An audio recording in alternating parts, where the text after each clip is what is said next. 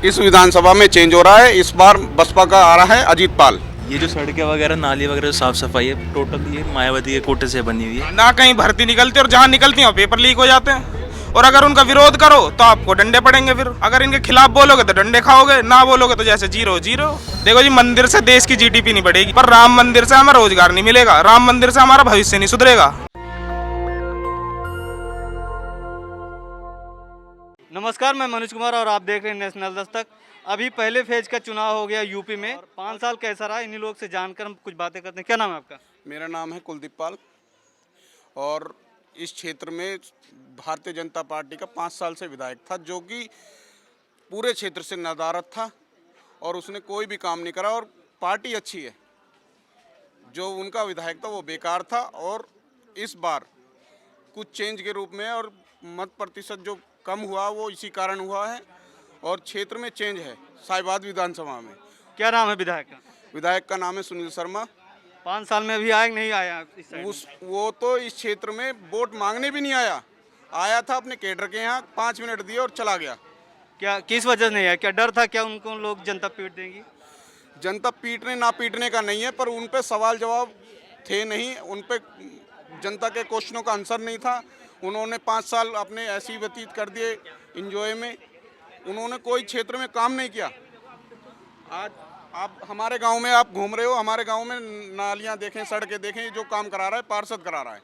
उसके अलावा कोई नहीं करा रहा। ना सांसद है, ना विधायक है, ना कोई और है। जब से लॉकडाउन लगा है आप लोग के रोजगार पे क्या असर रहा है? रोजगार तो भाई जी पूछो मत क्या स्थिति है।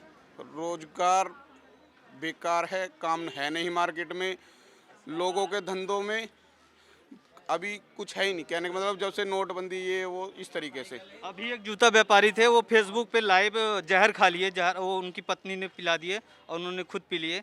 वो कह रहे थे कि ये मोदी जी जिम्मेदार हैं। क्या ये आर्थिक मंदी पूरे लेवल पे है, पूरे विश्व के लेवल पे। इसमें आर्थिक मोदी और योगी का क्या मतलब है?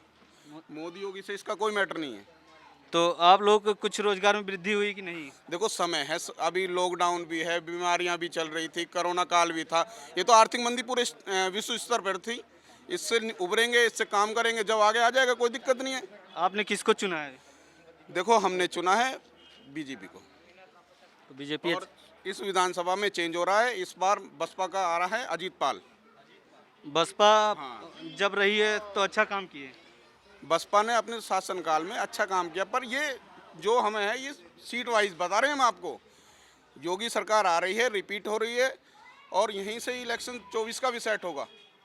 ऐसा कुछ नहीं। योगी जी आ जाएंगे? रिपीट हो रहे हैं योगी जी। क्यों? इसके देखो सुशासन का है, कोरोना काल में लोगों की मदद की है। अच्छा काम किया, रोजगार दिए, रोजगार मिला है। भैया रोजगार ऐसे कोई मिलेगा? मैं पढ़ा लिखा हूँ नहीं, रोजगार कहाँ मिलेगा? अभी देखो 2 साल में कोरोना काल है, इसमें कहाँ से रोजगार होगा? पहले आदमी की जान बचेगी या रोजगार होगा? तो लोगों को ऑक्सीजन मिल गया कोरोना काल में? क्यों नहीं मिला? बताओ मरे कहाँ हैं? डाटा दो। डाटा ही योगी जी ने तो पास किए थे कि इतने लोग मर गए। कहाँ हैं? कोई वरवली कुछ भी कह दे तो इससे कोई वो कोई है? भाई मृत्यु पहले नहीं होती थी? हारी बीमारी पहले नहीं थी क्या? तो फिर लॉकडाउन क्यों लगा दिया गया? लॉकडाउन एक ये था चेन सिस्टम। आपसे टच हो गया तो आपको बीमारी लग गई, उसलिए ये रोका था कि भाई आदमी यथास्थिति रहे। पैसा तो रोज कमा लेंगे या रोज जीवन या तो लोगों की मृत्यु नहीं हुई कोरोना काल से? हुई हैं, ऐसा नहीं कह सकते आप नहीं हुई हैं, हुई हैं, पर बहुत कम हुई हैं। जितना दायरा बता रहे, क्या आज आदमी नहीं मर रहा? आप ये बताइए। भाई मृत्यु तो फिर भी हो रही है। चलिए ठीक है, थैंक यू। आप और हमने साइकिल को चुना है। साइकिल अखिलेश जी को? हाँ, अमरपाल शर्मा को, अखिलेश जी को नहीं, अमरपाल शर्मा। ठीक है। तो ये बीजेपी ने अच्छा काम नहीं किया? अरे बिल्कुल नहीं करा, यहाँ तो आता भी नहीं है सुनील शर्मा। सब विरोधी है इस पूरी लाइन में। यहाँ पे कोई काम नहीं करा उसने। कुछ भी काम नहीं करा, कुछ भी एक भी काम नहीं करा। तो वो तो कहते हैं कि हमने सड़कें बनवा दी, रोजगार दे दिए। एक बार भी गांव में तो आए नहीं है, एक भी बार गांव में नहीं आया, किसी भी गांव में नहीं है एक बार भी। अच्छा, ये जो सड़कें वगैरह नाली वगैरह साफ सफाई है टोटल ये मायावती के कोटे से बनी हुई है। काशीराम योजना। यहाँ पे जो विधायक है उन्होंने यहाँ पे कुछ भी काम नहीं करा। जो अभी फिलहाल में जो विधायक हैं शर्मा जी, 5 साल से कुछ काम नहीं हुआ। कुछ भी काम नहीं करा। वो इस बार रोजगार मिला? कुछ भी नहीं मिला और फालतू में रोजगार छीन ले गए इन लोगों से। कैसे रोजगार छीन लिया उन्होंने? वो मतलब ऐसे छीने जैसे आपस में, मतलब इस बारे में मैं ज़्यादा ये डिस्कस नहीं करूँगा क्योंकि ये लॉकडाउन के बाद क्या हालात रहे हैं?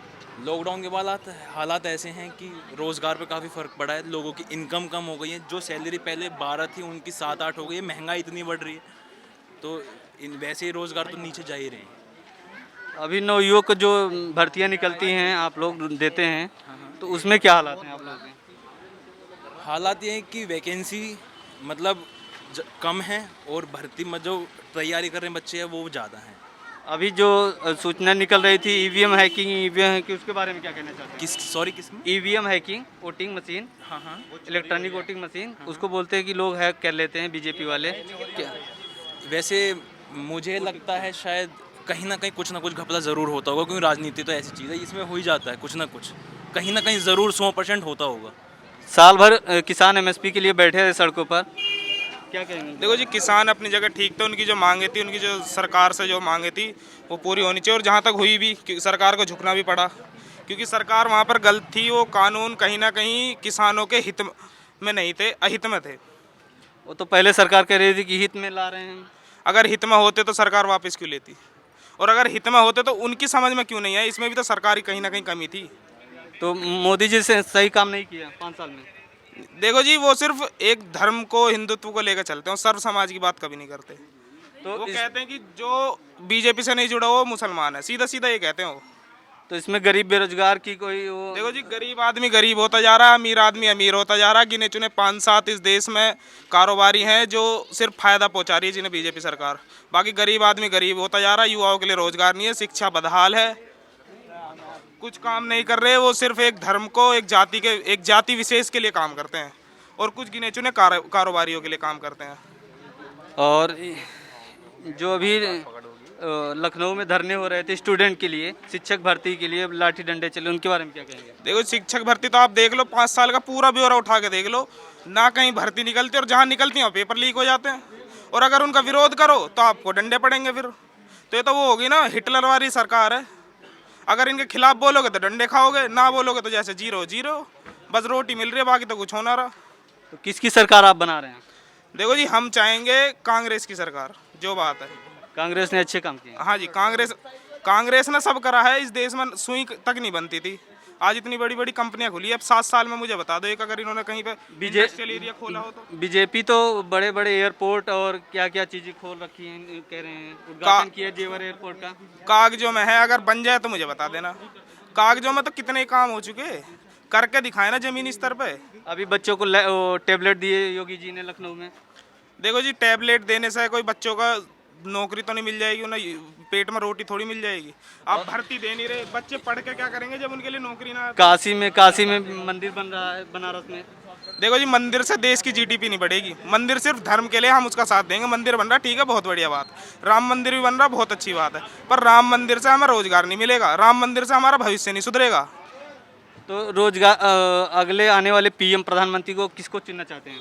देखो जी, प्रधानमंत्री कोई भी बने, प्रधानमंत्री वो बनना चाहिए जो इस देश के लिए काम करे, ना कि सिर्फ हवाई बातें करे। विकास होना चाहिए इस देश में, प्रधानमंत्री कोई भी बने। आप देश के विकास के बारे में क्या सरकार को क्या संदेश देना चाहते हैं?